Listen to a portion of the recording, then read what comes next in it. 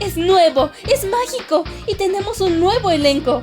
Este es el podcast de Soccer Punch Con lo más destacado, lo más entretenido y lo más extraño del balompié.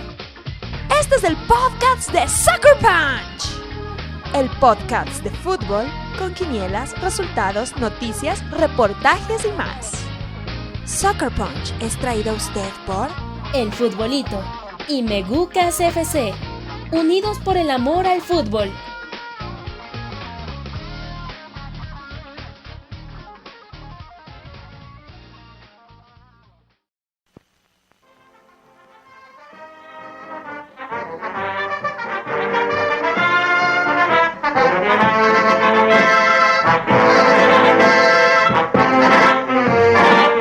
Salve, salve o nosso estádio municipal no campeonato mundial. Salve a nossa bandeira verde, ouro e anil. Brasil, Brasil, Brasil. Salve, salve o nosso estádio municipal no campeonato mundial. Salve a nossa bandeira verde, ouro e anil. Brasil, Brasil, Brasil. Eu sou brasileiro, tu és brasileiro, muita gente boa brasileira é. Vamos torcer com fé do nosso coração, vamos torcer para o Brasil ser campeão.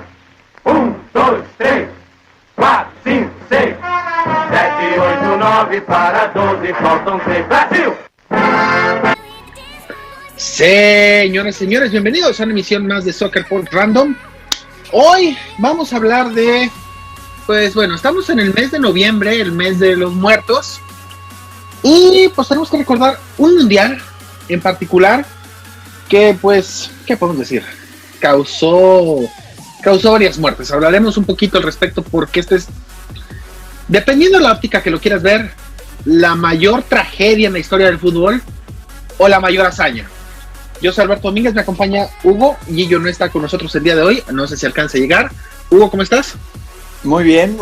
Vamos a hablar de vamos a hablar del mundial después de la Segunda Guerra Mundial, pero eso no quiere decir que, como tú dijiste, que haya muchos muertos, que haya muerto una ilusión de unos cuantos, y que sí, que haya renacido otras cuantas ilusiones, y no solamente eso, sino que dejaron un legado también. Así es el Mundial de Brasil 1950, la primera Copa del Mundo después de lo que sucedió, obviamente que se paró todo después de la Segunda Guerra Mundial. Dos Copas del Mundo no se organizaron, la de 1942 y la de 1946. Europa quedó devastada y pues bueno, el Mundial tenía que regresar a América, después de que el Mundial del 38 fue boicoteado por la mayoría de las selecciones europeas. Pues bueno, tenía que ser un país americano el que lo organizara, que eran al final del día los países menos afectados por el conflicto. Y pues con la cortada del tiempo, ¿a quién se le dio la Copa del Mundo, Hugo? Bueno, después de la Segunda Guerra Mundial, se organiza ya en Suiza, que ya organizar una Copa del Mundo en América, y deciden que los competidores para la sede sean Brasil o Argentina. El asunto es que, como siempre, Argentina no pasaba por un buen momento económico, pretends to be shocked, y el que estaba atravesando por un mejor momento era Brasil, que estaba en un crecimiento. Era una época dorada para la economía de Brasil. Al parecer le había beneficiado mucho la guerra, y también pues presentaron un proyecto bastante ambicioso en cuanto a sedes, sobre todo ahorita que vamos a hablar de las sedes el que llamarían ellos el estadio más monumental del mundo. Así es. Vamos a hablar antes de las sedes. Bueno, de una vez, ¿te parece que mencionemos las sedes? Porque ya después pasamos a los equipos que participaron en esta Copa del Mundo. Uh-huh. Como lo dije, empezaron con el estadio Maracaná. Este fue el proyecto por el que prácticamente a Brasil se le dio la sede en el 49. Un estadio que originalmente iba a ser de 200,000 espectadores. Hoy en día Maracaná todavía existe, pero ahora tiene una influencia de 85,000 espectadores. O sea, prácticamente se le ha reducido la mitad entre las remodelaciones, butacas, todo eso. Maracaná por parte de Río de Janeiro. En Recife tenemos el estadio Ilha do Retiro, que es donde juega actualmente el Sport Recife. El estadio Pacaembu, el que ya hablamos en el episodio del Derby de Sao Paulo, el que era el estadio del Corinthians hasta 2014. Luego está el estadio Independencia de Belo Horizonte, que es actualmente la casa del Atlético Mineiro y del América Mineiro, y que pues está remodelado. Luego en Curitiba, el estadio do rival de Brito e Silva, que es donde juega ahorita el Paraná Clube. Y en Porto Alegre tenemos el estadio Eucaliptos o Ildo Meneghetti, que era el estadio del Inter de Porto Alegre, y ahora ya el Inter juega en otro estadio, el ya remodelado, el Beira Río, y este estadio pues todavía existe, pero ya no juega ahí el Inter de Porto Alegre. Sí, obviamente Maracaná es la carta fuerte porque tenía que construir un estadio de esas dimensiones en menos de un año. O sea, mucha gente dijo, no, Brasil ni de locos lo va a lograr, y lo lograron. O sea, tuvieron que trabajar en jornadas dobles. El asunto es que con Maracaná, cuando se le anuncia que Brasil será la sede, el gobierno brasileño de aquel entonces les dice que el estadio de Maracaná va a ser un monumento nacional, y que lo usaron también como propaganda política para las candidaturas de aquel entonces, y obviamente hubo jornadas dobles, y pues la inauguración pues fue el 16 de junio, una semana antes del Mundial. Así es, que de hecho, políticamente, qué bueno que mencionaste el tema político, porque este año, el 50, iba a ser año de elecciones en Brasil. Entonces, todos estaba ahí. Brasil, la selección tenía mucha presión. ¿Por qué? Porque tenía que ganar en su país, tenía que ganar su mundial. La gente, obviamente también el hecho de construir ese estadio en tiempo récord, porque pues tenía implicaciones políticas lo que fuera o no fuera a pasar en el mundial. Ya hablaremos de cómo le fue a Brasil en esta Copa del Mundo. Ahora vámonos a los clasificados. Clasificaron 16 equipos, pero lo interesante viene después. A ver, ¿te parece? Vamos a hablar, repasamos los números, los equipos. Es Brasil, obviamente, como el anfitrión. Italia califica como el campeón defensor. Por cierto, de Italia tenemos que mencionar algo rápido. Es que Italia, se había quedado con la Copa Jules Rimet desde el Mundial de 38. ¿Y cómo fue que protegieron esa copa?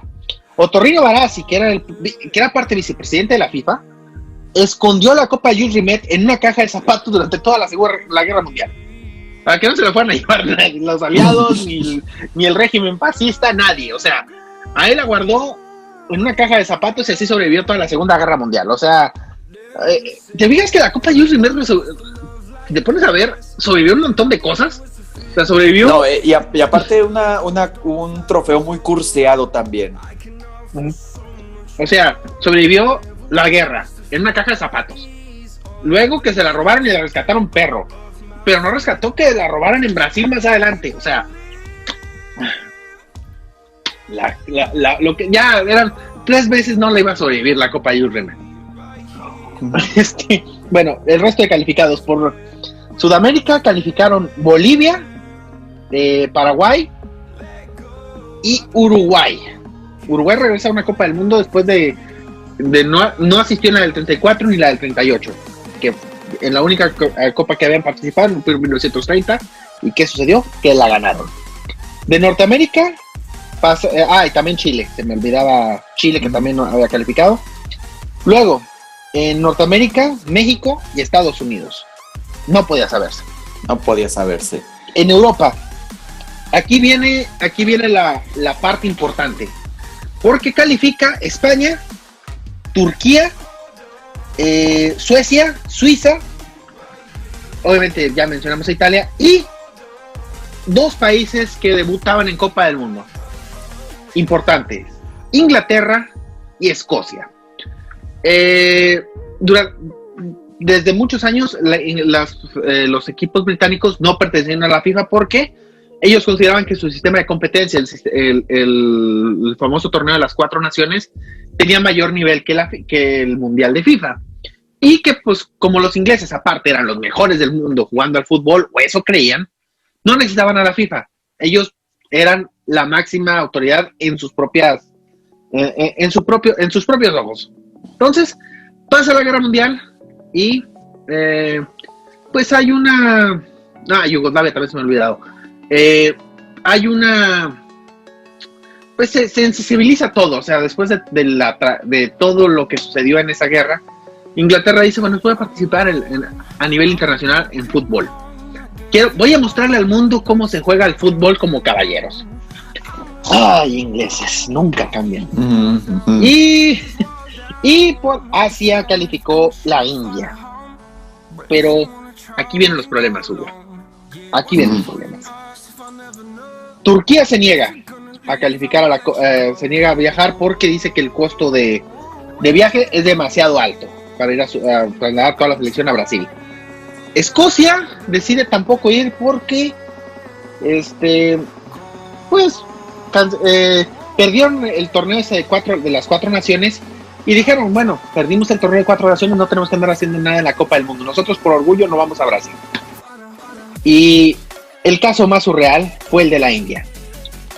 El de la India, pues el mundial los Juegos Olímpicos de 1958 fueron y jugaron sin zapatos.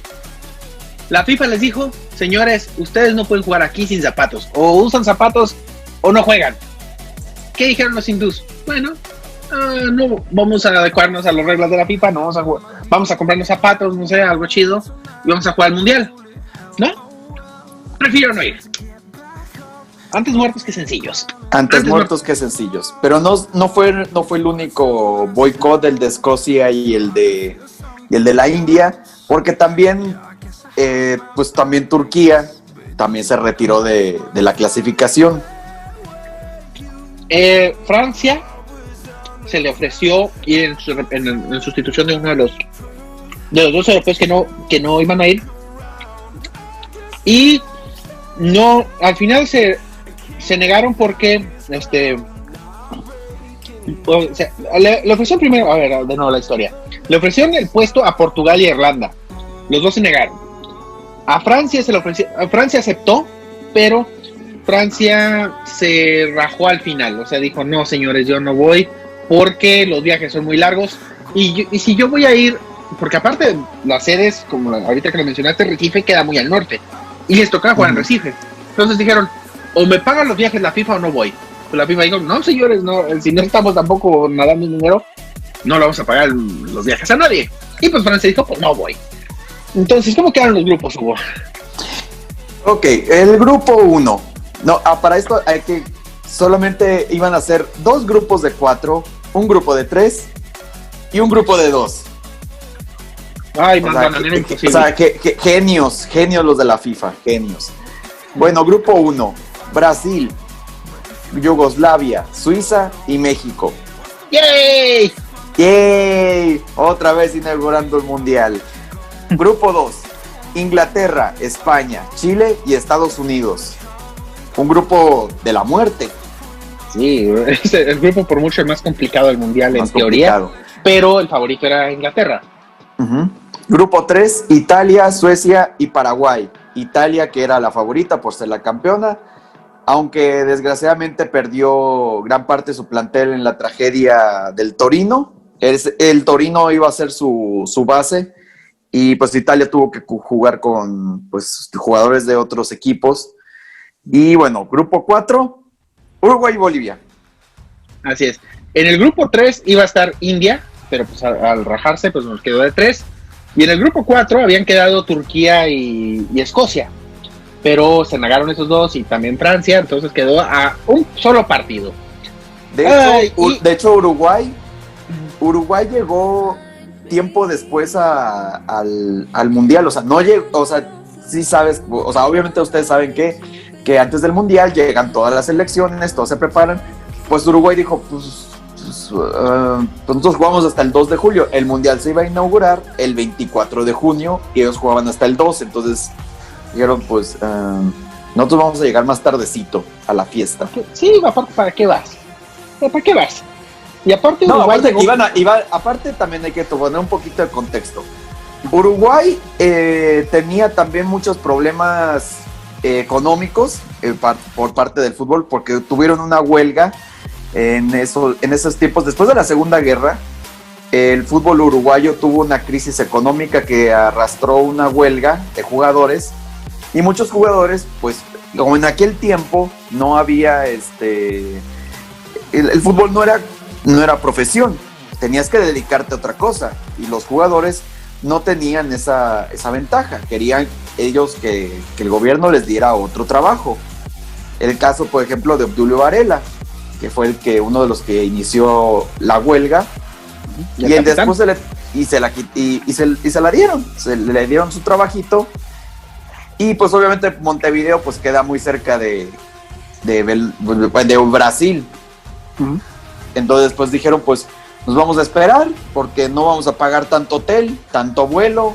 Bueno, en algunos casos tuvieron que pagar tren porque los jugadores les daba miedo volar. Sí. Y aparte tomamos en cuenta que el avión era algo muy, muy, muy reciente, o sea, no era algo sí, o sea, no era algo tan común como en estos días. Pero en aquel entonces, pues, no, eran cosas del diablo. Entonces, aparte lo del Torino, pues a mí yo creo que también pesó en influenció mucho en la decisión de Uruguay de llegar más tardecito. Y bueno, vámonos a la inauguración. Así es, no, pero antes de todo decir, para explicar el formato de los 4 grupos, nada más pasaba uno por grupo. Sí, uno por grupo y se iban a ir a una ronda final de 4. Todos contra todos, el que haga más puntos se lleva la copa. Así es el campeón. Nada más como dato de vital importancia, de los 3 equipos que calificaron, solo 2 jugadores de todas las selecciones que jugaron el Mundial de 38, o sea, jugaron un Mundial antes de la guerra y el Mundial después de la guerra. Fue el suizo Alfred Wickel y el sueco Erik Nilsson. Y también un árbitro también le tocó, era también de Suecia, Ivan Eklint. Ivan Eklint fue el árbitro de la final del Mundial de 1934 y todavía pitó el Mundial del 50.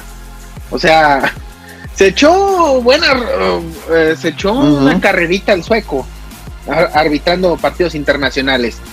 Bueno, ahora sí vámonos al partido inaugural, porque antes de que empezara el partido hubo una anécdota muy buena, ahí te la mencionamos. Ay, México contra Brasil. Inauguramos el Maracaná. Y aparte, llegó México con una selección muy joven, dirigida por Octavio Vial, una selección muy joven, y que aparte tuvo problemas muchos jugadores se encontraban anémicos, según los relatos de la época. O sea, íbamos contra Brasil en su nuevo estadio, y pues íbamos como carne de cañón, ¿no? Sí, México que tuvo que hacer otra vez el viaje en barco, o sea, porque ya lo mencionamos, el avión no era muy común y aparte era costosísimo, y lo mismo pasaba pues nos vamos desde Veracruz hasta Río de Janeiro, y pues obviamente pues irse en barco implicaba pues obviamente enfermedades, mareos, y pues algunos ni siquiera que habían salido de sus casas. Así es.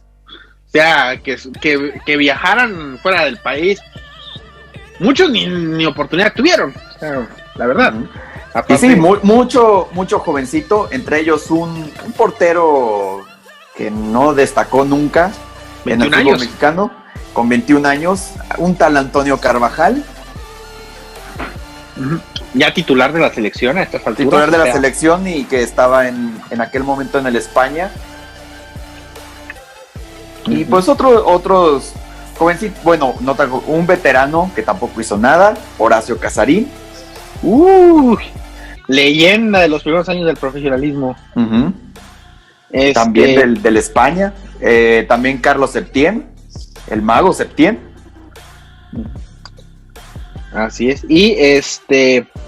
Y bueno, también como este fue el primer mundial donde participaron las federaciones británicas, ¿qué significó esto? Que había árbitros ingleses por primera vez. Y en aquel entonces los árbitros ingleses eran wow, o sea, eran lo máximo en el mundo. O sea, si había un árbitro inglés, tú sabías que iba a haber muy buenos arbitrajes. Se nos había olvidado un detalle.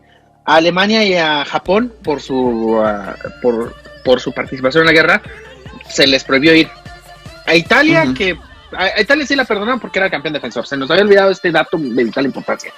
Ahora, los árbitros muchos eran ingleses. Ahora sí hubo un comité de árbitros ingleses, porque había, ahorita estoy viendo los árbitros. Había 3 árbitros ingleses, uno de Gales y un escocés. O sea, esto es un dato de vital importancia, porque ahorita vamos a tener que hablar de los arbitrajes, justamente. Y el partido inaugural le tocó al inglés George Reader, otro nombre que vamos a tener que memorizar muy bien. George Reader, nunca cambies, por favor. ¿Qué hizo George Reader? Como ejemplo de la organización de este mundial, le dijeron a George Reader, la FIFA mismo le mandó un recadito en el vestuario del partido, ya en Maracaná, que por favor iniciara el partido un poquito más tarde, que no había prisa. O sea, no era como que había una televisoras en ese entonces, no, nada. O sea, no había por qué ser tan estricto para empezar los partidos, ¿no? Le dijeron, pues el presidente de Brasil, Getúlio Vargas, no llegó no alcanzaba a llegar. Le dijeron, ¿saben qué? Está en el tráfico, va a llegar tarde. Retrasa un poquito el partido. ¿Qué hizo George? Sí, porque hay que tomar en cuenta que Maracaná pues era la sensación, y pues Río de Janeiro pues es una de las ciudades más importantes de Brasil, y de hecho hay películas donde se ve gente pues que se quedó afuera, y gente pues, que atascó las vías aledañas, pues cómo no iba a llegar tarde. Pero ¿qué hizo George Reader? Pues le dijo a la FIFA, retrasa el partido, y George Reader les dijo, pues no, mi ciela, en mi país el fútbol es una cosa seria y se acostumbra a iniciar con puntualidad. Así que yo este partido lo voy a iniciar a las 4 de la tarde, ni un segundo menos, ni uno más. Perdón, a las 3 de la tarde, hora de Brasil, 3 de la tarde. Uh-huh. A las 3 de la tarde voy a empezar el partido, sí o sí. Me vale que llegue el presidente o que no llegue. Y pues empezó el partido a la hora que estaba programado, a las 3 de la tarde. George Reader, quizá hubiera sido buena idea que no empezaras el partido, ¿eh? Yo nomás lo digo, ¿no? Yo nomás lo digo. Uh-huh. Porque, ¿qué sucedió? Pues, ¿qué le pasó? Nos comimos 4 goles, o sea... Pues no, pues es que no podía saberse, era el México que daba risa. Así es, 4-0. José Antonio Roca, que jugó este partido, relató su experiencia de que cuando entraron al estadio, cuando entraron a la cancha, se impactaron todos. O sea, como que decía, yo veía unas lucecitas de un lado al otro lado y era interminable. O sea, hombre, en México el estadio más grande que había en ese momento era el estadio de Ciudad de los Deportes, que era lo que es hoy el Estadio Azul. Sí, no compares eso con le cabían, ¿qué te gustan? 30,000 personas, y Maracaná pues era un monstruo de 100,000 personas, o sea, claro que impuso. Así es. Entonces 4-0 con doblete de Ademir, Jair y Baltasar. Anotaron Ademir, que era el crack de aquel entonces, la gran figura de la selección y del Vasco da Gama. Iba a decir la verde amarela, pero en aquel entonces no era la verde amarela. Brasil jugaba de blanco en aquel entonces. Uh-huh. México jugaba en su uniforme vino, la característica uniforme vino. Pero bueno, México no fue rival para Brasil, un 4-0, como tenía que ser, ¿no? O sea, era el que... Sí, cumpliendo las expectativas. Un Brasil que pues iba con la obligación de ser campeón mundial en su casa y con su gente. Así es. Y pues bueno, México debutó de esta manera, desgraciadamente con una goleada. México, pues bueno, en su papel de víctima. Luego nos vamos a Belo Horizonte, Yugoslavia contra Suiza.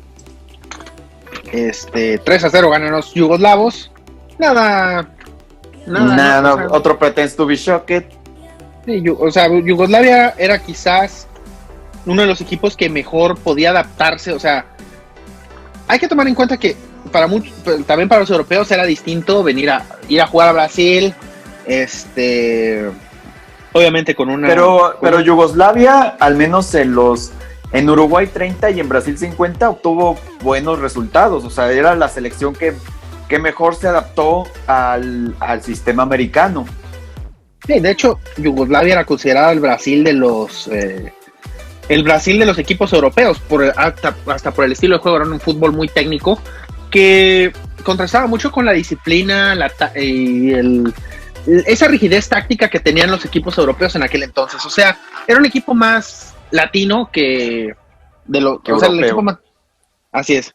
Entonces, bueno, le ganan a Suiza y eso nos da pie a la segunda jornada. Brasil sale del Maracaná y tiene que ir a jugar a Sao Paulo contra Suiza. Que por cierto, aquí se divide mucho la opinión del brasileño. Río de Janeiro era la ciudad que decía, sí, vamos a ser campeones del mundo, pero Sao Paulo era distinto. Sao Paulo tenía como una actitud más negativa hacia la selección de Brasil. Decía, no vamos a ser campeones, o sea, no creemos que vamos a llegar a obtener la copa. Hay otros equipos competitivos, hay que saber. Italia era la favorita, Inglaterra era la favorita y España venía sorprendiendo. Entonces no era la gente de Sao Paulo no estaba del todo convencida y de hecho con la Biblia en la mano, porque les empataron los suizos a 2 minutos del final. Pero ¿sabes qué fue? O sea, la lectura del partido que le dieron los brasileños es que ellos no tuvieron la culpa, la tuvo el árbitro, que era español, Ramón Anson Roma, de España. Y dijeron, no, es que la culpa la tuvo el árbitro le dejó mucho a los suizos, les dejó pegar, les cargó el juego. Entonces, que la Confederación Brasileña la Confederación Brasilera de Fútbol le pidió a la FIFA que a partir de este momento le mandaran puros árbitros británicos. Inclusive, si en la segunda ronda tenían que toparse con Inglaterra, iban a querer un árbitro británico, aún contra los ingleses. O sea, decían, nosotros queremos a los mejores árbitros y aún así, contra Inglaterra, no dudamos de la integridad de los árbitros británicos. Entonces, bueno, ese fue el ¿cómo decimos? El chivo expiatorio de los brasileños, el arbitraje. Y pues le empatan los suizos y eso comprometía a Brasil porque Yugoslavia se iba a enfrentar a México. y se iban a enfrentar en el estadio Eucaliptos en Porto Alegre, que por cierto a ese estadio le cabían 7,000 personas. ¿Y sabes cuántos fueron? 11,000. O sea, la gente abarrotó el Eucaliptos para ver a su similar europeo. Su similar europeo y al tricolor, ¿por qué no? ¿Por qué no? Vamos a ver México por los LOLs. Y 4-1 ganó Yugoslavia. Fíjate, el gol de México es al minuto 89 y ya de primera lástima. O sea, con gol de penal, inclusive. Entonces, pues bueno, Yugoslavia llegaba con el sartén por el mango a la última jornada. Brasil tenía que ganar el partido para calificar a la siguiente ronda. Había nervios, porque obviamente Yugoslavia no era un rival sencillo, era un rival que aparte era de los pocos europeos a los que no le iba a pesar el ambiente de Brasil. Entonces había nerviosismo por primera vez en el Mundial. Esa manera de ver de que, ¿sabes qué? Vamos a ganar la Copa del Mundo sí o sí. Aquí empezaron las dudas, o sea, había que ganar a Yugoslavia. Sí, ¿tú crees que a los yugoslavos les iba a intimidar Maracaná cuando ellos están acostumbrados cada partido de la Estrella Roja contra el Partizan o del Estrella Roja contra el Dinamo de Zagreb? Para ellos decían, estos es pan de cada día. Así es. El problema es que las cosas empezaron mal desde que salió Yugoslavia del vestidor, porque el jugador Ratko Mitic se cortó justo al salir del campo, se cortó con un ducto metálico que estaba mal puesto en el Maracaná. ¡Oh! O sea, ¿cuál es la probabilidad de que te suceda eso? ¿Cuál es la probabilidad? Y encima no había cambios en ese entonces, o sea, no había cambios. ¿Pero qué significaba esto? Que Yugoslavia empezó el partido con 10. Y Ademir les mete el primer gol al minuto 4. Y luego Cicinho al 69. Pues Yugoslavia, que era la amenaza, al final no lo resultó tanto. Pero más por situaciones un poquito raras, ¿no? Uh-huh. Sí, o sea, prácticamente todo se le benefició a Brasil. Y Brasil pues cumple con clasificar a la siguiente ronda. Y deja fuera quizás al equipo más carismático de la primera fase. Así es. Hablando de carisma, aquí viene el partido de los eliminados. México contra Suiza, que fue arbitrado por Iván Eklund. A ver, Iván Eklund pasó de pitar la final de Italia contra Checoslovaquia en 1984 a pitar esto. ¿Te fijas el bajón de nivel? O sea, no arbitró este güey 16 años en mundiales para que le tocara esto. Y aparte, tuvo que lidiar con el problema de que los dos equipos llegaron de rojo. Obviamente México con el uniforme vino y Suiza con su uniforme rojo. ¿Qué pasó, Hugo? A ver, cuéntanos, ¿qué pasó? Que pues como no tenían uniforme de suplente, no se acostumbraba. Entonces tuvieron que pedir un uniforme de suplente. Y pues el gremio de Porto Alegre les prestó su uniforme distintivo, que es el de rayas azules con short negro. Y pues tuvieron que jugar con ese uniforme. México jugó con ese uniforme. México jugó con Suiza con un uniforme que no tiene nada que ver con la bandera, ni bueno, tampoco es como que el vino tenga mucho que ver, ¿no? Pero esto ya lo habíamos comentado, o sea, ¿por qué nunca se ha vuelto a hacer un homenaje a este uniforme? Es que perdimos. O sea, es que perdimos. O sea, de hecho, a Suiza le tocaba usar el uniforme porque perdió en el volado. Pero México, pues ¿por qué México? Dijo, no, de ninguna manera, nosotros lo hacemos, güerito. De perdida a ganar el volado. Y al menos ganamos el volado, o sea, mínimo hubiéramos llevado la moneda y exhibirla a la sala de trofeos como el Atlas con la moneda del Interliga. Mínimo. Pero no, ni eso se nos ocurrió. En fin, México es el peor equipo del torneo, diferencia de goles de -8, con 2 goles anotados. Y por cierto, el gol que metió México fue de Horacio Casarín, otra vez al 89. México fue el experto en meter goles de lástima en esta Copa del Mundo. Uh-huh. ¿Los de la honra o los de lástima? O los de lástima. Entonces, Brasil avanza a la ronda final. Yugoslavia, Suiza y México se van directito a casa, los 3.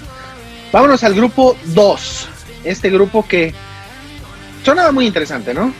Sí, porque Inglaterra por primera vez en su historia juega una Copa Mundial y pues obviamente despertó mucha expectativa. Son los inventores del deporte y eran los claros favoritos junto con Brasil e Italia para llevarse el título. Pero bueno, ya veremos más adelante, porque el que venía siendo revelación de este torneo era España. Jolines. Inglaterra, que venía con un equipo, por ejemplo, tenía Sir Stanley Matthews con el equipo, uno de los mejores jugadores que ha dado el fútbol inglés. es una Sir Stanley Matthews. ¿Cómo le podemos decir? Sir Stanley era, antes de Bobby Charlton, yo creo que el mejor jugador que había dado Inglaterra en toda su historia. Y aparte, muchos jugadores de el Wolverhampton, que en aquel entonces era un equipo protagonista. Sir Stanley Matthews jugaba en el Blackpool. En el Blackpool, que también estaba su compañero Stan Mortensen. Así es. Y pues bueno, el debut fue contra Chile en el Maracaná. ¿Qué pasó? Normal. Inglaterra ganó 2-0, sin emplearse mucho, o sea, también hay que decirlo que jugó con tranquilidad. Sobrevivió el partido, pues, contra una selección de Chile que, pues, era a todas luces inferior. Lo curioso es que, a pesar de que se trataba de Inglaterra y todas las expectativas, no llenaron Maracaná, apenas fueron 30,000 personas. O sea, era como los partidos del Atlante en el Estadio Azteca, básicamente. Básicamente. O sea, tomando en cuenta que el Maracaná en aquel entonces le cabían 200,000 personas. No. Bueno, al menos hubieran aprovechado para conocer el Maracaná, ¿no? La gente de Brasil. Mínimo. Sí, pero ni siquiera eso, ni siquiera dijeron, ay, va a jugar Inglaterra, qué elegancia, vamos a verlo, va a jugar Sir Stanley Matthews. Ni eso, ni por eso se fijaron. Y bueno, nos vamos a Curitiba porque España jugaba contra los Estados Unidos. Estados Unidos que venía con una España que traía un cuadro bastante, o sea, conformado más que nada por vascos y por gente del Atlético de Madrid. Por el caso estaba Telmo Zarra, sí, ídolo del Athletic de Bilbao, ya lo habíamos comentado. Uh-huh. Otros ídolos de ese Athletic, Nando, José Luis Panizo. Sí, los hermanos Gonzalvo. Tenía de portero, tenía a Ramallets, el portero del Barcelona en aquel entonces. Y pues bueno, Estados Unidos en cambio llegó con un equipo totalmente amateur, o sea, un equipo de puro, ¿cómo te digo? De puro inmigrante. Muchos de ellos ni siquiera tenían la nacionalidad americana, o sea, no, eran de hecho inmigrantes escoceses. Este equipo de hecho era la pesadilla de Donald Trump, si te pones a verlo. O sea, algunos, o sea, por ejemplo el caso de, ahorita hablaremos de uno en específico, de Joe Gaddens. Él nunca tuvo la nacionalidad norteamericana, jamás se la dieron. Pero de Gaddens hablábamos en un momento más.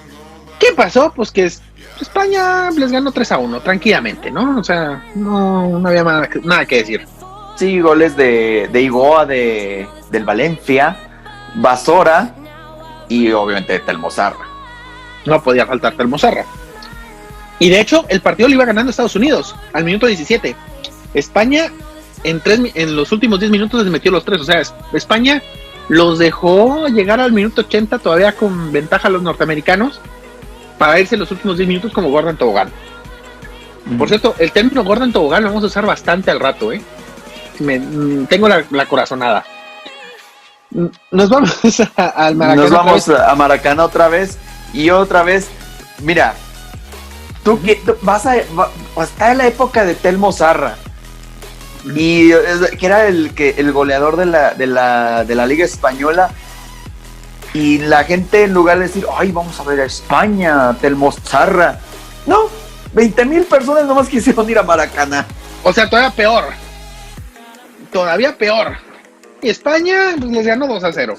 España, yo creo que después de ese partido, viendo la asistencia en Maracaná, dijo qué bueno que nunca los colonizamos. Yo creo, ¿no? Y ahora viene el partido de la polémica. El partido de Belo Horizonte. Partido de partidos. Estados Unidos contra Inglaterra. Sí, hablando de colonias, o sea, el chiste de colonias no fue random, o sea, era por un partido de mucho morbo. Sí, la colonia, aparte exaliados en la guerra anterior. Inglaterra, pues bueno, con un equipo de pros, es un equipo profesional en toda la regla, contra un equipo de amateurs. Y bueno, de hecho, los ingleses contaban con la victoria de tal manera que el técnico, que era Sir Walter Winterbottom, nombre más inglés imposible, A ver, encuéntrame un nombre más inglés que este. Walter Winterbottom. Winterbottom.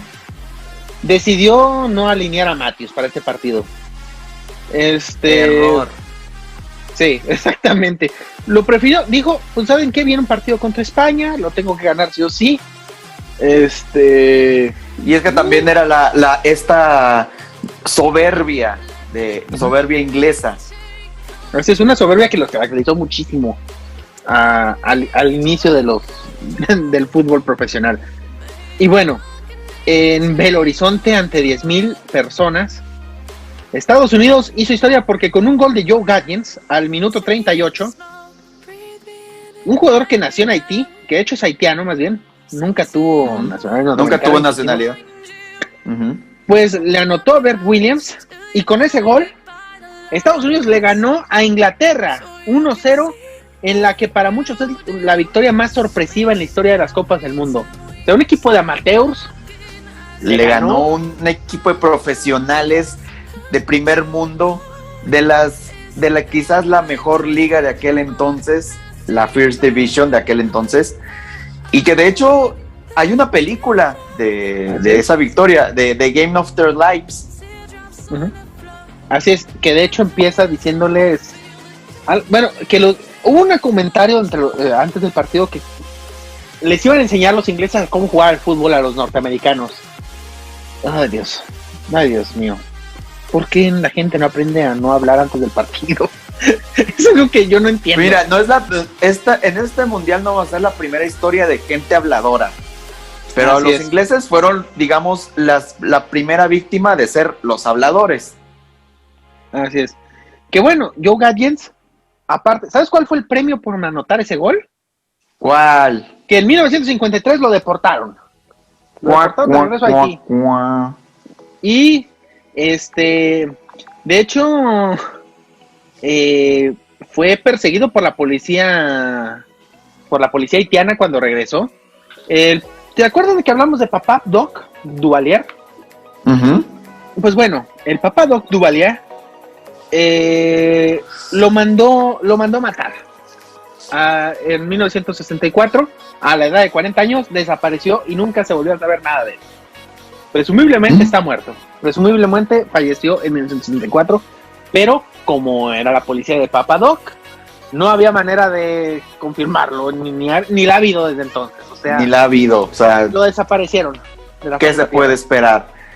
Lástima, una tragedia, pero eran las épocas de ese tipo de persecuciones. En fin, pues pasamos a la última fecha. Así es. Primero hablamos del partido irrelevante, de los dos que estaban eliminados. Chile le gana 5-2 a Estados Unidos. O sea, Estados Unidos nada más fue al Mundial a guardar la fiesta a Inglaterra y a regresarse. Uh-huh. No había otra. Y con eso, con eso les bastó para... Mira, ya en 2 mundiales, en el del 30 y el 50, Estados Unidos ya había hecho más historia que México. Lo peor es que es cierto. No hay manera de decir que no. Pero no bueno, hay manera. Aquí te va. Estados Unidos, después de este partido, no volvió a jugar un partido de Copa del Mundo hasta en 40 años. Chúpense esa. Y ahora nos vamos al partido en Maracaná. Inglaterra contra España. El que ganara pasaba a la siguiente ronda. Y ahora sí hubo gente en Maracaná. Ahora sí hubo gente, pero 75,000 personas. Pero mira, es ya casi la mitad de lo que era Maracaná. O sea, no sé, ¿no? Pero pues, al menos ya hubo una entrada decente. Sí, al menos, mira, fueron a ver el golecito de Telmo Zarra. El mítico gol de Telmo Zarra. Y con eso, Inglaterra se regresó a Londres en humillación total. Los que nos iban a enseñar al resto de mortales cómo jugar al fútbol, estaba de regreso a Londres antes de que se acabara la Copa del Mundo. Ya, ay, ingleses. Ay, los ingleses. Y entonces ya aquí los ingleses empezaron a entender que a lo mejor no jugaban el mejor fútbol del mundo como ellos les gustaba decirlo. Lo terminaron de cambiar. Y mira, ya han pasado 70 años de eso y todavía es que seguimos esperando la hora. Así es. Y 3 años después, apareció una selección llamada Hungría, que todavía les hizo, ahora sí, Hungría los terminó de sodomizar en un partido en Wembley, del cual nunca se volvió, o sea, del cual ahí sí Inglaterra entendió que lo de Brasil no había sido ninguna coincidencia. Vámonos al grupo 3. Suecia, grupo Italia 3. y Paraguay. Solamente 3 candidatos. Italia era la favorita, aún con la pérdida de su plantel. Pero ¿qué pasó el primer partido? Pues que no puedes confiarte contra los suecos.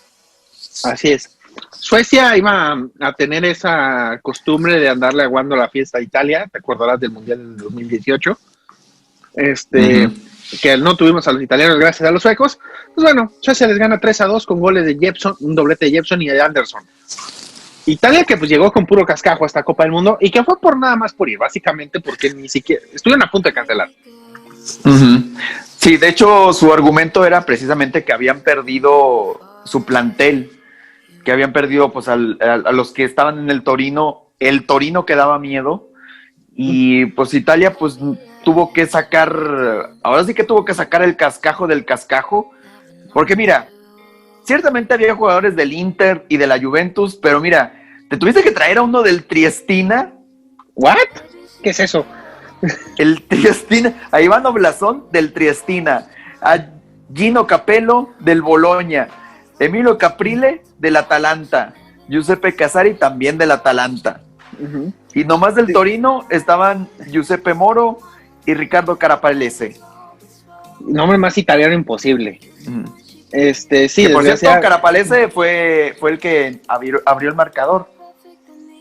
Así es, que bueno, desgraciadamente para Italia pues no fue suficiente, y pues básicamente el hecho de perder este partido significaba que quedaban eliminados.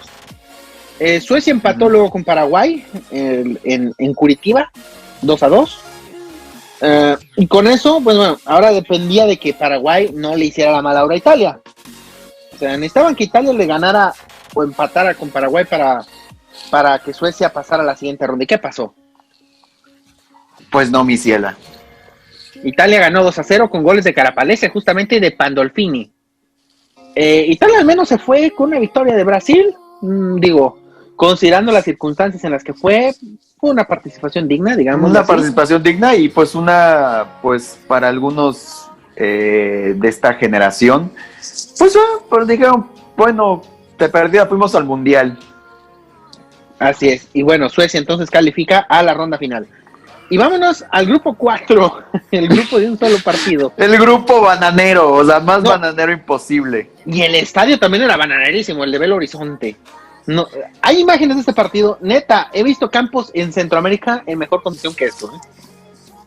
O sea, había una parte del estadio que tenía un muro nada más, no tenía ni tribuna.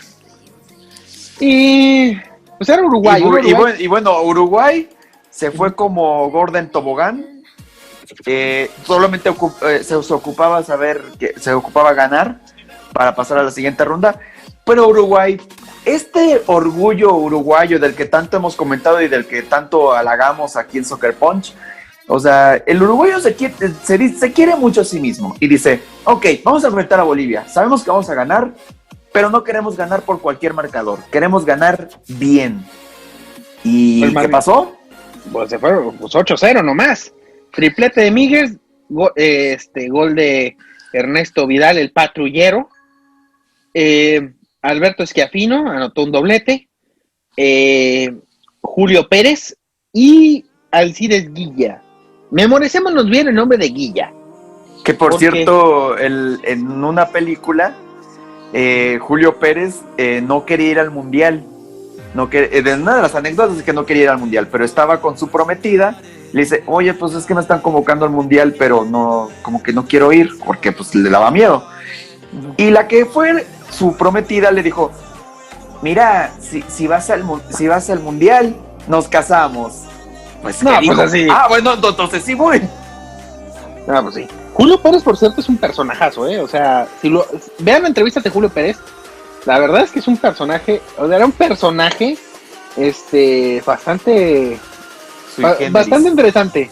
Era un tipo que te contaba las cosas de una manera hasta cómica. Algo así como el loco Abreu. Ajá, exactamente. Y bueno, ¿qué pasó con los uruguayos después de este partido? Pues se fueron a festejar. Menos uno. Todos se fueron a festejar. Don Obdulio Varela fue el que no se fue a festejar. Los demás sí se fueron, pues, que a tu barecito, que un tanguito, que una samba. Regresaron los jugadores y Obdulio Varela les dijo: señores, ya no van a salir de fiesta. Pero lo más curioso es que dicen ellos, no nos los dijo enojado, nos lo dijo como que: señores, venimos aquí a competir y todavía no estamos para festejar. Estamos en la segunda ronda, sí, pero aquí nosotros vamos a festejar hasta el final. Así, lo dijo como el papá decepcionado, o sea, como el papá, así como el papá que triste, decepcionado de su retoño. Obdulio, o sea, era un capitán de los que ya no hay. Era de esos capitanes que había tal respeto hacia su figura en la selección que los jugadores no le hablaban de tú, le hablaban de usted, siempre le hablaban de usted. ¿Qué esperanza es que ahora pase algo así? ¿Qué esperanza? No, hombre, no respetan ni al capitán, ni al técnico, lo respetan. No, y Obdulio, o sea, Obdulio era el clásico capitán que te hacía, o sea, te envolvía, o sea, te apoyaba, pero también te exigía. Pero te exigía de manera tal en la que o sea, no el clásico capitán tóxico que nomás te grite y grite, no, o sea, era un tipo, pues, que te sabía motivar, porque también te sabía mantener alerta. Y eso es algo que muy poca gente tiene ese talento. Si algún día hacemos un diccionario de fútbol y ponemos la palabra capitán, tienes que poner una foto a fuerzas de Obdulio Varela. Yo creo que es el mejor, yo la verdad, yo me atrevo a decir que es el mejor capitán en la historia del fútbol. Por mucho, Y por mucho. Y obviamente, pues puede entrar en el top, no en el top 10, ni en el top 5, el top 3 de jugadores uruguayos. Así es. Y bueno, nos vamos a la ronda final. Aquí el que hiciera más puntos simplemente ganaba. Todos jugaban, los 4 equipos jugaban entre sí. El que más puntos tuviera, ese ganaba la Copa del Mundo. Brasil, Suecia, Uruguay y España.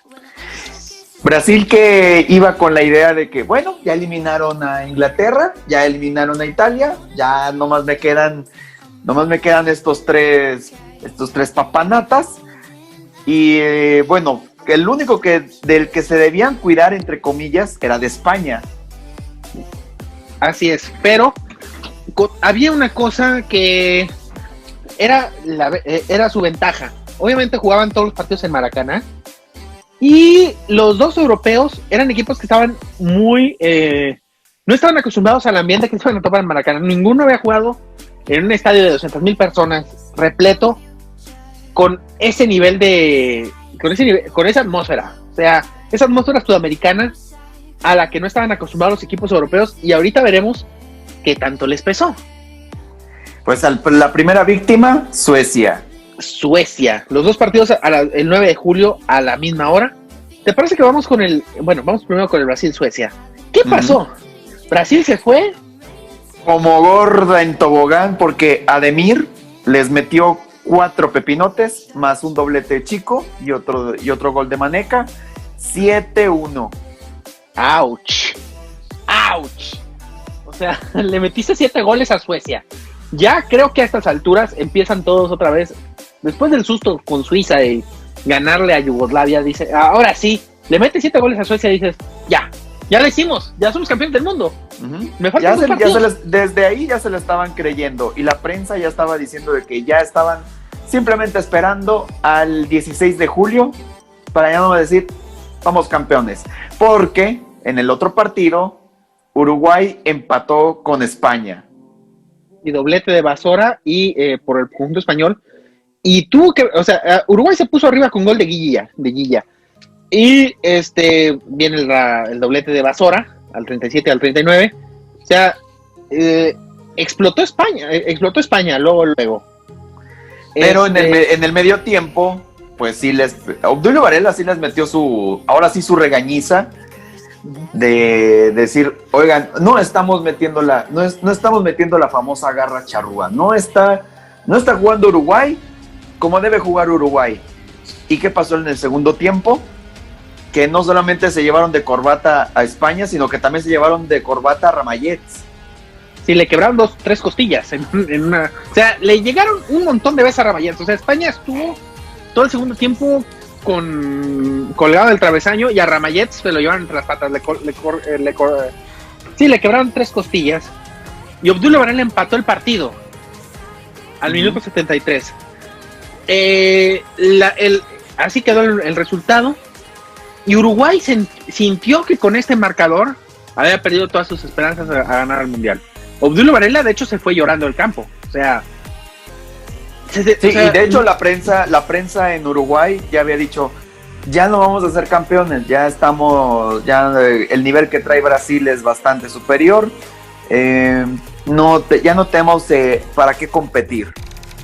O sea, hasta la misma prensa ya estaba negativa. O sea, los jugadores decían, desperdiciamos la única oportunidad que teníamos para competir con Brasil, pero va a venir tremendo plot twist. Así es.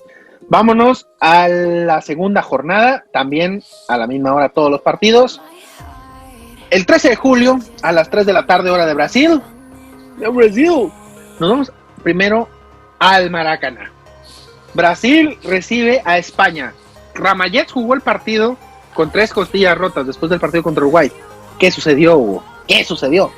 Pues que Ramallets se llevó 6 ahora. También Brasil se volvió a ver como gorda en tobogán ahora contra España. O sea, no solo eso, que hubo autogol de Parra.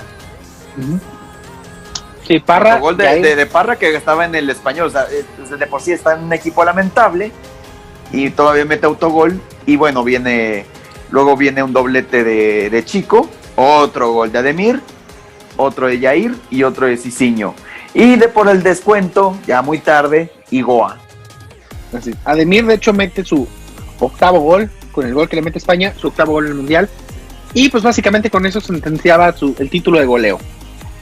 Pues bueno, Brasil metió 13 goles en 2 partidos, por 2 en contra. Ay, o sea, sí dices, ay, güey. Sí dices, este ya va a ser campeón. O sea, la gente ya estaba lista.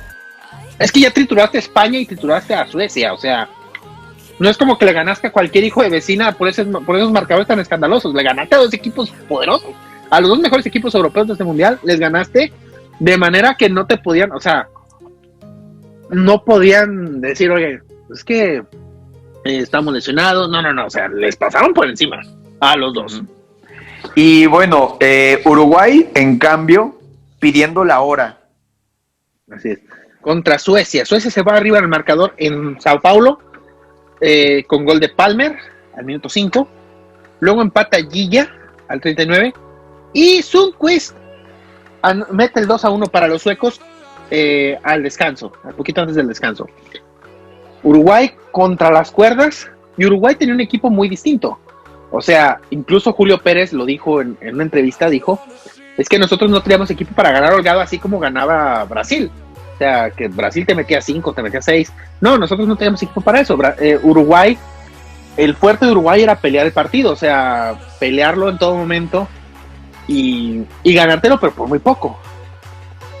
Y apareció la figura de Oscar Míguez, con un doblete al 77 y al 85, o sea, al Uruguay, pues. Al Uruguay, sí.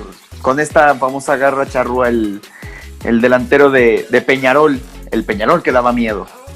Así es. Entonces, pues bueno, llega esa tarde del 16 de julio de 1950 en el estadio de Maracaná. Bueno, antes de eso tenemos que hablar del partido irrelevante de los 2 equipos que ya no se jugaban absolutamente nada. Es un partido por el tercer lugar, básicamente. Suecia contra España. ¿Qué pasó? Pues Suecia 3-1. O sea, lo único relevante es que anotó Telmo Zarra y sería su primera y única participación en mundiales de Telmo Zarra. Es todo lo que queda. Hizo ese tercer lugar. Es todo. Así es. Entonces, pues bueno, nos vamos a esa tarde en Maracaná, y yo creo que está escrita con letras doradas en la historia del fútbol, yo creo. Uh-huh. Pero todo empezó en la mañana del partido, porque el espíritu era obviamente que Brasil, que simplemente era un partido de trámite, que Brasil obviamente nada más tenía que, o sea que ya el partido estaba ganado antes de jugarlo, y había un periódico que decía: estos son los campeones del mundo, con la foto de los jugadores de Brasil, obviamente a primera plana.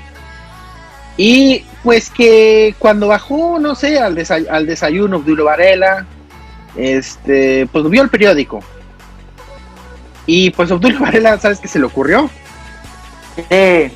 Comprar un montón de periódicos. O sea, le digo: oye, me quiero llevar unos 10 periódicos de esos, y se los mostró a todos sus compañeros y les dijo: miren, esto es lo que piensan de este partido.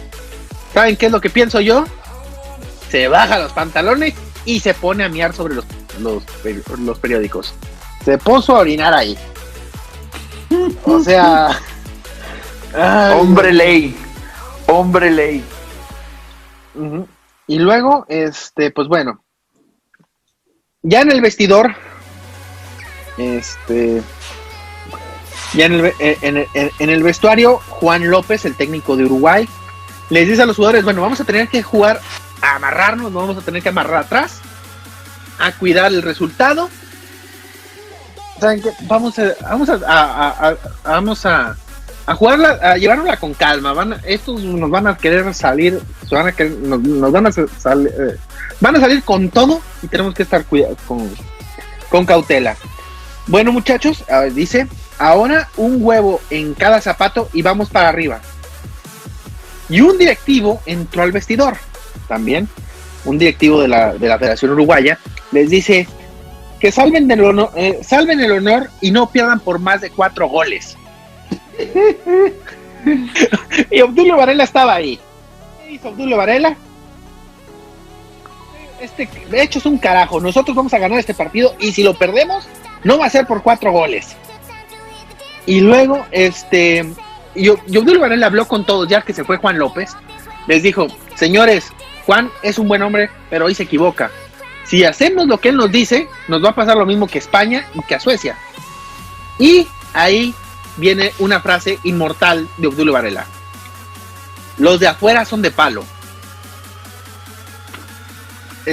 Obviamente pensando, dice: no piensen en toda esa gente, el partido se juega abajo, y si ganamos no va a pasar absolutamente nada. No van a venir a bajarse al campo no, o sea, no van a venir a golpearnos ni nada.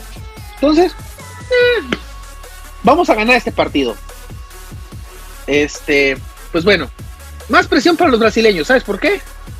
Porque el alcalde de Río de Janeiro bajó en la ceremonia de los himnos nacionales, toma el micrófono.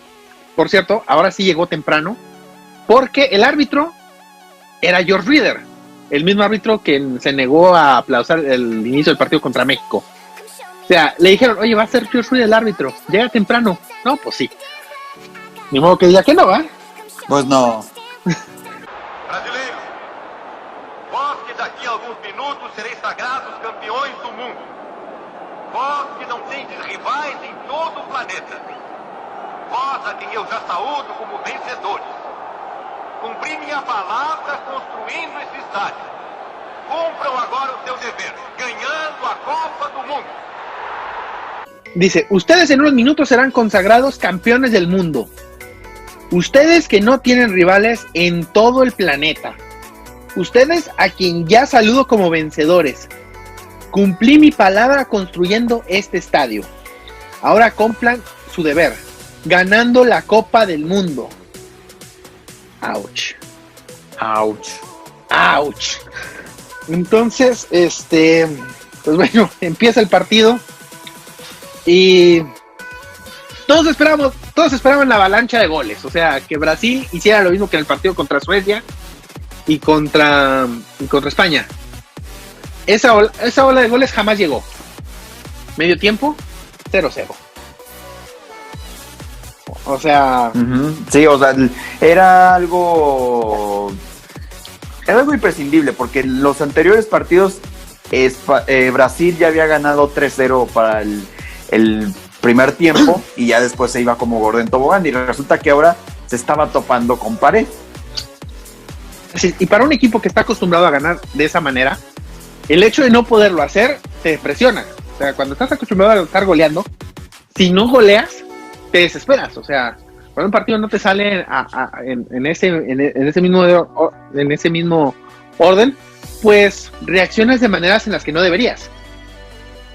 La diferencia de Uruguay con respecto a España y a Suecia es que Uruguay estaba acostumbrado, obviamente, a los ambientes brasileños. Ya había, o sea, y aparte conocía de memoria a Brasil. O sea, habían enfrentado un montón de ocasiones en torneos sudamericanos. O sea, era un equipo que, o sea, se conocían muy bien. Entonces, no iba a asustarse como le pasó a Suecia, como le pasó a España. Entonces, 0-0 al medio tiempo. Pero viene el minuto 49. Uy, porque inmediatamente 47. Sí, 47. Viene gol de Friaza. Y le cae como balde de agua fría, le cae a los uruguayos. O sea, el estadio estalla en júbilo. O sea, toda esa tensión que había por ir 0-0, de momento estalla. La única persona que supo qué tenía que hacer en ese momento era, adivina quién, Obdulio Varela. Obdulio Varela agarró la pelota y se fue a reclamarle a George Reader por un fuera de lugar. El problema es que George Reader no hablaba castellano y Obdulio Varela, pues qué demonios va a hablar inglés. Entonces, Obdulio Varela sabía que no había razones para anular el gol. O sea, simplemente pidió un traductor, o sea, agarró más rato en que llegara el traductor, cruzara al centro del campo y poder hablar, Obdulio con el árbitro. Y ahí cortó, tardó en reanudarse 3-4 minutos. Nada más en la reclamación de Varela. Y Varela justificó esto diciendo, ¿saben qué? Es que nos acaban de meter el gol, ahorita si le echas la carne al león, te devora. Entonces, vamos a calmar el partido, que se enfríen las cosas, porque el estadio también se enfrió y los brasileños se enfriaron después de ese gol. Sí, porque empieza un exceso de confianza también por parte de Brasil. Ajá. Y de hecho, Obdulio Varela lo que les dice a sus compañeros es, señor, vamos ahora sí a ganarle a estos japoneses. Obdulio Varela tenía la costumbre de decirle japoneses a todos los extranjeros. Entonces, vamos a ganar a estos japoneses y a ganar el partido. Entonces, también viene una jugada que también yo creo que es clave. Una jugada de la que no se menciona mucho. Se habla mucho de los goles, pero hay una jugada de Obdulio que tiene mucho que ver.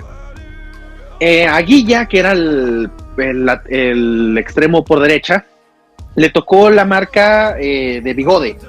Era el defensor que lo tenía en marca personal. Y Bigode lo estuvo dando de leñazos a Guilla todo el partido. Y pues Varela vio que Reader pues tampoco como que estaba muy interesado en marcar. En la primera que pudo, Obdulio Varela le llegó con todo al tobillo a Bigode. Y le dice, Bose, usted empezó, si es hombre, aguántese. Y deje de llorar. Bigode ya no fue el mismo después de esta jugada. Viene el momento de vamos a ver de nuevo al minutos 66. Guilla aparece por la banda de la derecha. Obviamente se quita Bigode, que ya andaba pensando en que no lo fuera a matar Obdulio Varela en la que seguía. Deja un centro, un buscapiés, y Schiaffino dice dijo hasta el día que se murió que le pegó mal al balón. Yo siempre digo que tuve suerte, porque yo le pego mal a la pelota, porque pateé obligadísimo y la meto en el ángulo. Hombre, yo quisiera pegarle así de mal. Y que, bueno, también pues también tuvo la flor de Schiaffino. Así es. 1-1. Y en este momento Brasil se da cuenta que el partido lo puede perder. O sea, hay que tomar en cuenta que Brasil empatando ganaba el título. Todavía era campeón, pero empieza una enorme tensión, no solamente por parte de los jugadores brasileños, sino por parte incluso del público. El público poco a poco se iba también, se iba callando, iba apoyando, pero decían, híjole, puede pasar algo. Sabían que podría pasar algo, sobre todo por la forma que estaba jugando Uruguay, la manera en que empezaron a agarrar confianza con el gol, y aparte por el momento que ya estaban atravesando muchos, que ya estaban contra la pared. Así es, y los mismos jugadores brasileños se asustaron, o sea, se asustaron, no hay otra explicación, se asustaron. De hecho, Roque Maspoli, el portero uruguayo, relata que en una jugada donde salió, levantó, un brasileño se cayó, y cuando lo ayudó a levantarse, lo vio helado, o sea, lo vio pálido, blanco. O sea, los mismos brasileños ya se dieron cuenta que el partido había mucha posibilidad de que lo perdieran. Y cuando estás acostumbrado, insisto de nuevo, retomo el tema, cuando estás acostumbrado a golear y te das cuenta que el partido lo puedes perder, es donde vienen los errores, es donde viene esa inseguridad, o sea, de que no puedes desarrollar como estás acostumbrado, empiezas a dudar lo que estás haciendo. ¿Y qué sucede? Pues sucede que te anota gol Alcides Gilla. Al 34 del segundo tiempo. Ese gol al minuto 79. Se quita a Bigode otra vez. Y el portero, que era Moacir Barbosa, cree que le van a rematar, o sea, porque ve a Gilla desbordando. Moacir Barbosa anticipa que le van a mandar el centro, como en el primer gol. El problema es que cuando da el paso para salir, regala el primer poste, y por ahí le tiró Gilla. Y gol. Arranca el veloz crucero derecho uruguayo. Entra a tirar, tira. ¡Gol! ¡Gol uruguayo! Villa tiró violentamente y la pelota escapó al contralor de Barbosa. A los 34 minutos, anotando el segundo tanto para el equipo uruguayo. Uruguay 2, Brasil 1. Autor del tanto Villa a los 34 minutos. Ainda dentro do campo uruguaio, para Guidia. Guidia devolveu a Julio Pérez, que dá em profundidade ao ponteiro direito. Corre Guidia, aproxima-se do gol do Brasil e atira. Gol! Gol do Uruguai, Guidia. Segundo gol do Uruguai. 2-1 ganha o Uruguai. Alô, Corinthians, fala. 33 minutos pelo meu Onega. Em garrafa, em barril, peça Brahma Chopp. Sempre o mesmo aroma, o mesmo sabor, a mesma pureza. Brahma Chopp é um produto de qualidade. Brahma, a primeira palavra em cerveja. El gol que silencia a todo Maracaná. Sí, Gilla, hasta el día que murió, dijo, nada más hubo 3 personas que han callado el Maracaná: el Papa, Frank Sinatra y yo. Y sí, es que el estadio se volvió un cementerio. Cuando cae ese gol, ahí dices, esto ya valió. Ahí ya la gente se empieza a creer que puede venir ya de esa tragedia, y la prensa brasileña también empieza a hacer silencio, el público, y el único ruido que ya incluso decían que se escuchaba el ruido de los jugadores, o sea, los gritos, y los pocos uruguayos que hubo en Maracaná. Así es que que aparte Jules Rimet, que estaba en el estadio, no vio el gol. Jules Rimet, a unos minutos antes de que cayera el gol de Gilla, se bajó estaba empezando del palco al campo, y nada más dice que escuchó el ruido y de pronto un silencio, o sea, cero, y no supo qué pasó hasta que salió del vestuario. ¿Qué sucedió en esos 11 minutos finales? Brasil se fue con todo arriba, obviamente. Hubo 8 tiros de esquina seguidos en el área uruguaya. 8 tiros de esquina. Imagínate la presión, o sea, la presión en ese momento de los dos equipos. Uno por conservar la ventaja y otro por evitar la tragedia, o sea, ser señalado como vergüenza nacional. Y bueno,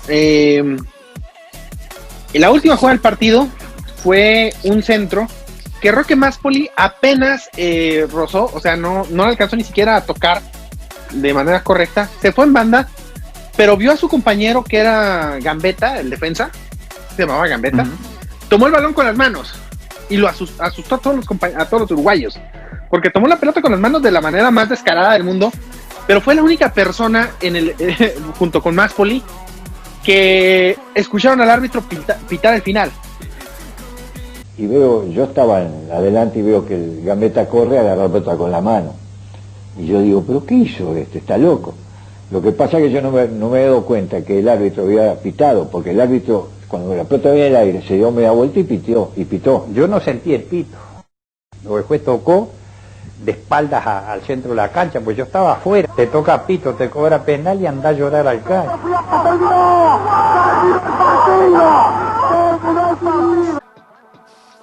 Se llevan a matar todos a Gambetta por festejar con el balón con las manos. Imagínate que te marquen un penal a esas alturas del partido, o sea, te marcan penal y andate a Montevideo, no regresas a más. Entonces, pues bueno, Jules Rimet salió al campo y se topó con los uruguayos festejando y los brasileños llorando. Dijo, ¿qué pasó aquí? Jules Rimet no sabía ni qué hacer. Jules Rimet, de hecho, había preparado su discurso nada más pensando en que iba a ganar Brasil. No tenía no tenía nada preparado si ganaba Uruguay. Obdulio Varela le tuvo que arrebatarle la copa de las manos, porque, o sea, se quedó helado. Jules Rimet dijo, no sé qué hacer. Y Varela dijo, pues, ¿saben qué? Le voy a arrebatar la copa a Jules Rimet de las manos. ¿Qué puedo hacer? O sea, seguimos hablando que es tremendo hombre ley. O sea, le robó la copa al presidente de la FIFA y se fue a festejar mientras los brasileños lloraban y la gente empezó a llorar. Sí, porque la gente salió tan desconsolada que sí hubo algunos jugadores uruguayos que sí dijeron, híjole, pues darles el pésame, que otra cosa les queda. Porque sí fue prácticamente, pues fue un sepelio para Brasil. Tan fue un sepelio que, bueno, muchos aficionados se suicidaron. Incluso Barbosa en algún momento dijo, la pena máxima en Brasil por un delito son 30 años, pero yo he cumplido condena durante toda mi vida por lo que hice. Sí, regalar un gol, o sea, se le ocurrió dar un premio a Manco Saldívar en la final en tu casa y con tu gente. Y de hecho a Barbosa pues le hicieron el feo varias veces, o sea, lo asquearon por muchísimos años. De hecho, una vez cuenta la anécdota de que en 1994, cuando está preparando la selección de Brasil, quiso ir a visitar a la selección, pero Parreira le negó la entrada porque iba a dar mala suerte. O sea, esa fue la clase de cosas con las que tuvo que padecer Barbosa. De hecho, a Barbosa le regalaron la portería donde se comió el gol. Se la regalaron, la tuvo en su casa por muchos años. O sea, nadie quería saber nada de esa portería y se la regalaron a Barbosa. Sí, Barbosa fue el hombre más señalado. Flavio Costa, el entrenador, también. Y muchos jugadores no volvieron a vestir jamás a la camiseta de la selección brasileña. Y Brasil cambió de uniforme. Ya se olvidó el uniforme blanco y aparece la verde amarela, que ya conocemos. Sí, por un famoso concurso se decide que ahora sería el famoso amarillo con azul y verde a partir de 1954 en un amistoso contra Chile, y desde entonces Brasil solamente ha usado ese uniforme blanco en calidad de visitante, que aún así con el famoso verde amarela también no se apartó de otra tragedia en Sí. su casa y con su gente, unos 64 años después. Así es. Y ahorita hablaremos de eso. Pero bueno, Uruguay celebró hasta altas horas de la noche, -1. Obdulio Varela. Obdulio Varela no quiso celebrar. Obdulio Varela se fue, se apartó del grupo y se fue a un bar. Había brasileños llorando en la... y Obdulio Varela se dijo a sí mismo, ¿pero qué hemos hecho? ¿Qué hemos hecho? Y se puso a pistear con los brasileños, a llorar, a consolarlos y a llorar junto con ellos sus penas. Y cuando le preguntaron a Obdulio Varela por qué hizo eso, dijo Obdulio Varela: mi patria es la gente que sufre. O sea, Obdulio siendo Obdulio. Siendo todavía hombre ley, o sea, está siendo respetuoso con esta gente que sí vivió una tragedia. Y de hecho hay una anécdota de Pelé, que él también estaba escuchando ese partido por la radio y su papá lloró desconsoladamente, pues porque por lo mismo. Y de hecho le dijo Pelé a su papá, le dijo: papá, yo te prometo que yo te voy a traer la Copa del Mundo un día de estos. Nomás le trajo 3, nada más. Y le trajo 3. Y aún así, con todo lo que ha ganado Brasil a partir del 50, no se le ha quitado esa mancha del maracanazo. Así es. Sí, o sea, Brasil ya es 5 veces campeón del mundo y el maracanazo nunca se ha olvidado. Y siempre se recuerda cada que juegan contra Uruguay. La plantilla a partir de aquí de Brasil cambió por completo. De los que ganaron el Mundial de Suecia en 1958, nada más había 2 jugadores que estaban en la convocatoria del 50, que eran Nilton Santos y el portero suplente Castillo. Que Castillo fue el titular en el 54, pero fue suplente tanto en el 50 como en el 58. Fueron los 2 únicos miembros de esta selección, al menos convocados, que después fueron campeones del mundo. Y bueno, todo fue una revolución. Uruguay, fue su último título mundial hasta nuestros días. Y bueno, pero el legado pues se mantiene, y eso es parte de las conclusiones que queremos llegar. Sí, de hecho, nada más como dato rápido, Uruguay con Obdulio Varela en el campo jamás perdió un partido de Copa del Mundo. Obdulio todavía jugó el Mundial del 54, aquel que llegaron a semifinales. Obdulio Varela se lesionó en cuartos de final y no jugó la semifinal. Esa semifinal la perdieron contra Hungría. Pero mientras Obdulio Varela estuvo en el campo, Uruguay jamás perdió un partido de Copa del Mundo. Jamás. Ahora sí, vamos a las conclusiones.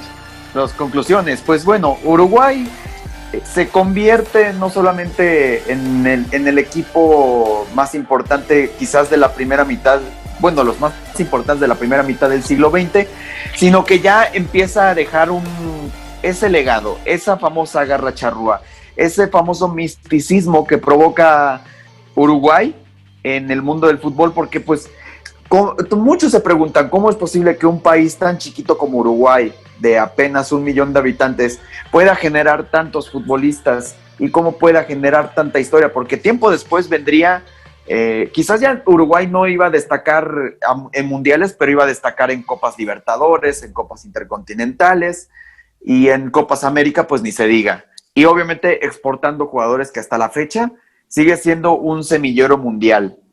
Entonces, ciertamente le pasó a beneficiar a Uruguay ganar este título mundial, a la vez que lo perjudica porque desde entonces pues Uruguay no ha podido, quizás el Mundial de 2010 ha sido el más cercano a esa Uruguay para ser campeón. Sí, y en 70. El caso, o la del 70, y en el caso de Brasil, pues sí, es un equipo que se compuso de la tragedia, empezó a ganar títulos mundiales, empezó a ser protagonista en todas partes, y también pero también no se le ha quitado esa mancha el maracanazo, y no se le pudo quitar en 2014 con el famoso Mineirazo. Entonces Brasil va a seguir teniendo, aunque gane todo, va a seguir teniendo esa deuda de no ganar un mundial en su casa, y quién sabe cuándo vaya a ser, porque quién sabe cuándo vaya a haber otro mundial en Brasil, y más con la situación que está ahorita en Brasil, es imposible que vuelvan a organizar un mundial. Sobre todo después del despapalle que les dejó el de 2014. Así es que todavía lo están padeciendo.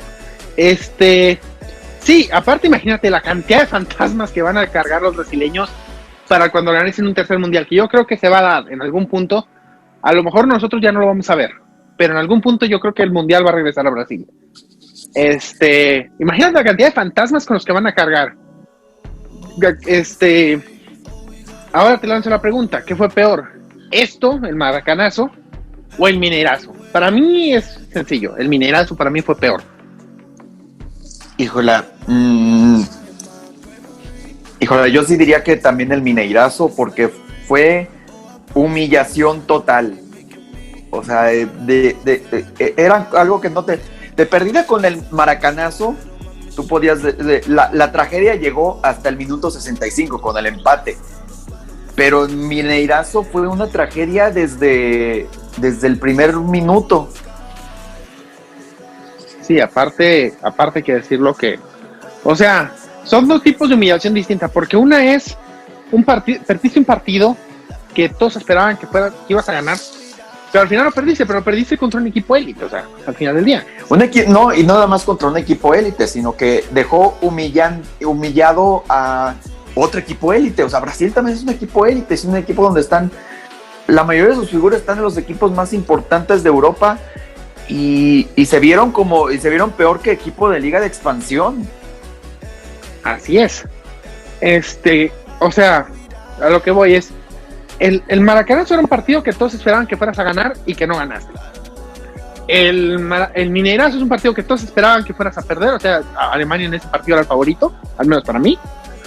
Pero no te imaginabas que iba a ser una humillación.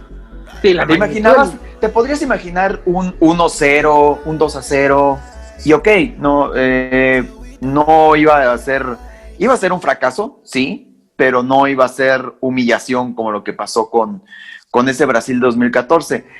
Y pues es una carga y es un fantasma con el que va a seguir cargando Brasil hasta su próximo mundial, y quién sabe, o sea, dependiendo de las circunstancias de si lo llega a ganar o no, y en qué circunstancias lo gane.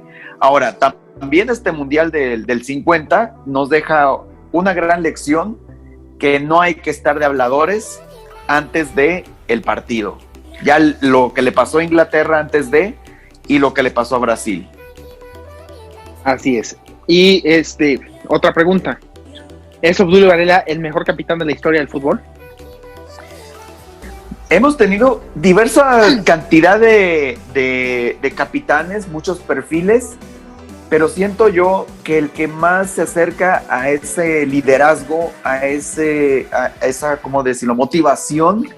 La motivación, no esa motivación de positivismo y todo eso, no, sino que está de reflejar la realidad y ponerte en tu lugar. Yo creo que sí podemos hablar que Obdulio Varela sí es, yo lo pondría, sí, en el contexto de cómo debe ser un capitán en el fútbol, el mejor. Sí tengo por ahí un poquito de mis dudas, pero sí puedo decir que sí lo pondría en top 3. Porque hemos tenido otros capitanes que también han sido tremendos líderes. El caso de, por ejemplo, de Beckenbauer, que es el que se me viene a la mente. Sir Bobby Charlton. ¿Qué otro podemos mencionar? Paolo Maldini. Sí. Sir Bobby Moore. Uh-huh. Franco Baresi. Sí, Gianluigi Buffon también. Alessandro Del Piero también. Uh-huh.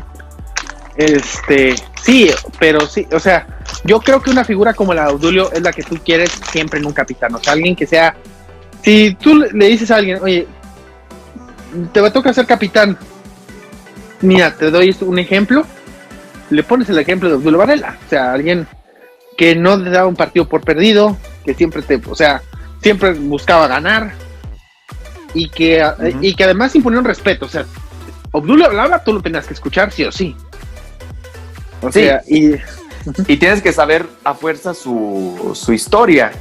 la historia de Obdulio Varela, que no fue nada más un capitán dentro del campo, sino que también alentó esta huelga que ya mencioné, la huelga de los jugadores. O sea, también ver más allá de los intereses extracancha también. Creo que eso también habla muy bien de Obdulio Varela, y cuando lo hacen los jugadores actuales se ve incluso hasta como forzado. O llegan a rendirse de manera muy fácil. Hoy en día yo creo que no ves ese tipo de capitanes, o tienen, pero les falta, les falta algo, les falta como algunos puedo decir que les falta 5 para el peso. Creo que ahorita el que más se podría acercar a Obdulio Varela, yo creo que sería Virgil van Dijk. Sí. Antes de que se retirara, ¿sabes quién se me viene también a la mente? Puyol. Y mira que odio al Barcelona, pero hay que reconocer que Puyol era. Sí, hay que mencionar jugadores que respetabas del Barcelona, porque yo también pues aborrezco al Barcelona, pero si hablas de jugadores de respeto en el Barcelona, hay que hablar de Puyol. Un capitán también en toda la extensión de la palabra. Y eso, o sea, este mundial es el perfecto ejemplo de lo que te hace tener un buen capitán, o sea, un capitán que te impulsa, que te motiva, que aparte tiene a todos en regla. Porque en el momento, también lo vimos, en el momento después del partido contra Bolivia, donde todos se le podían salir del huacal porque se fueron a celebrar, estaba la figura de Obdulio que les puso el punto sobre las IES, o sea, tan sencillo, no se vuelve a hacer eso, no se hace eso, estamos aquí directo a ganar. O sea, imagínate a Obdulio Varela hoy en día de capitán en un equipo, en una selección mexicana, imagínatelo nada más, con las pachangas que hacen ahí. Uy, se vuelve a morir. Se vuelve a morir. Sí, o sea, hace falta una figura así, la verdad. Uh-huh. Y bueno, yo creo que este mundial es su legado al final del día, su legado para toda la historia. ¿Quién le puede quitar a Obdulio Varela? El ser el capitán de una selección que tenía todo en contra y que ganó un mundial contra todo pronóstico, que estaba diseñado para que lo ganara el otro equipo. Y lo ganó él. Sí, lo ganó, o sea, era para Brasil este mundial. E incluso fue planeado para que Brasil se lo llevara. O sea, todo se lo pusieron a Brasil en bandeja de plata. Lo único que no le pusieron en bandeja de plata era que se le atravesó Uruguay. Sí, y con Uruguay es de esos equipos, de hecho, que no te quieres topar jamás cuando eres anfitrión. Uruguay, de hecho, es de los pocos equipos, yo creo que de la historia de los mundiales, que tiene récord ganador contra los anfitriones. Porque mira, si haces un ejemplo... Sí, de hecho, este juego contra Brasil fue su primer partido contra un anfitrión. Luego, si te vas un poquito más adelante, se toparon Inglaterra en el 66, le empataron. Uh-huh. De ahí, bueno, se toparon a Italia en el 90, ahí sí perdieron. Luego se toparon a Sudáfrica en 2010 y ya sabemos cómo acabó eso. Y a Rusia en 2018 y también ya sabemos cómo acabó. A los dos los goleó, de hecho, a Rusia y a Sudáfrica los goleó. Uh-huh. Sí, Uruguay es ese equipo que no te quieres topar jamás si tienes un mundial en casa. No es un equipo que quieras ver a los charrúas. No, yo creo que en ningún mundial te mencionan el nombre de Uruguay y ya estás temblando. Sí, más allá de que Uruguay quizá ya no sea la misma selección potencia de antaño, o sea, sí es una selección a la que tienes que tomar siempre con todo el debido respeto. Y que sigue generando jugadores. O sea, a pesar de ser un país de 3 millones de habitantes, o sea, para ponerlo en contexto, es menos de la población de la ciudad de Guadalajara o de Monterrey. Y sigue sacando jugadores élite. O sea, siempre. Ahí hemos tenido a Francescoli, hemos tenido a Forlán, hemos tenido a Luis Suárez. Y actualmente, bueno, su generación actual, pues podemos decirlo que la generación después que viene de la de Suárez y de Cavani, ¿qué te gusta? Viene Rodrigo Bentancur. El señor fútbol, por favor. Señor fútbol, saludos al Conta, que lo odia. ¿Quién más? Un ídolo tuyo, uno que odias, de hecho, al Axal. Sí, ya sé que lo odias, me acuerdo perfecto que lo odias. Sí, qué asco, qué horror. Sí, pero también, o sea, el fútbol de Uruguay está en buenas manos todavía. O sea, sí, o sea, siempre también todavía tiene donde sacar. O sea, ahorita también, si ves las últimas convocatorias, por ejemplo, está, además del señor fútbol, Bentancur, también está Nathan Nández, del Cagliari. Veamos, ¿quién más tenemos? Fíjate, tenemos a un conocido fútbol mexicano, el Cabecita Rodríguez. El flamante campeón de goleo. Entonces sí, todavía Uruguay sigue esta generación de jugadores. Y Brasil, pues también genera sus jugadores. Y sí, entra en rachitas. Y sí entra en estas cábalas. Pero pues no. Pues como lo dijimos, va a tener que cargar con muchos fantasmas. Tiene siempre la obligación. Y esa es otra cosa que no tiene Uruguay. Que mundial al que va, no está obligado a ganar el mundial, está obligado a dar lo mejor. Sí, y Brasil sí tiene la presión de ser campeón del mundo siempre. Que este mundial, hay que decirlo, fue un parteaguas para Brasil. O sea, Brasil... Desde entonces, desde aquí Brasil siempre... Obviamente Brasil ha ido a todos los mundiales, pero en todos los mundiales, a partir del 50, siempre se le ha cargado el ser el favorito a ganarlo. Y sí, lo ha ganado de manera destacada en el 58, en el 62, en el 70, pero también ha habido otro Brasil que, por ejemplo, el 94 no fue tan espectacular, el 2002 tenía sus lapsos, y luego después la del 2010, que nos hemos topado con la Brasil más desabrida de la historia. Sí, la del 2014 que daba pena, y la del 2018 que empezó a tener una especie de, pues, una especie de renacimiento, por así decirlo, porque ya venía otra vez otra generación de Brasil que sí da miedo, o sea, pues. Sí, y ahorita para el Mundial de Qatar, sí lo puedo considerar a Brasil entre los favoritos por el plantel, más no por la historia, porque, por ejemplo, la Brasil desabrida del 2010, el 2014, el 2018, yo no ponía mis fichas por ese Brasil, y ahorita sí es diferente, es un Brasil renovado, es un Brasil que por primera vez en muchos años tiene portero. Alisson Becker, mi ídolo, ídolo de este arroba, y también tienes a jugadores como por ejemplo Neymar, tienes a Roberto Firmino, otro ídolo mío, a Coutinho, ídolo de todos los fans del Barcelona, por cierto, y del Bayern Múnich. O sea, sí, Brasil ahorita ya es una Brasil que muestra una clara mejoría después de lo que sucedió en 2014, donde pues simplemente fueron humillados por Alemania en semifinales, pero sí es una selección poderosa y es una selección a la que no puedes escapar jamás. En fin, pues vámonos, ¿no? Vámonos. Recuérdense tomar una tacita de café Baquia después de mientras antes de estar de habladores, mejor tómense un cafecito, tómelo con calma y luego ya vayan al partido. Sí, pero no hablen antes de. Si Obdulio Varela si estuviera vivo, tomaría su tacita de café Baquia como tremendo hombre ley. Así es. Pues bueno, nos vemos la próxima semana. Adiós. Hasta aquí este episodio de Soccer Punch. Recuerda que estamos en Spotify, iVoox y iTunes, en todas como Soccer Punch. También nos puedes seguir en Twitter como @elfutbolito.mx. Danos un like en facebook.com/elfutbolito.mx y apoyarnos monetariamente en patreon.com/elfutbolito. Soccer Punch es una producción conjunta de El Futbolito y Megucas FC, unidos por el amor al fútbol. Gracias por escuchar. Locución: Nancy 3V. Producción: Alberto Domínguez.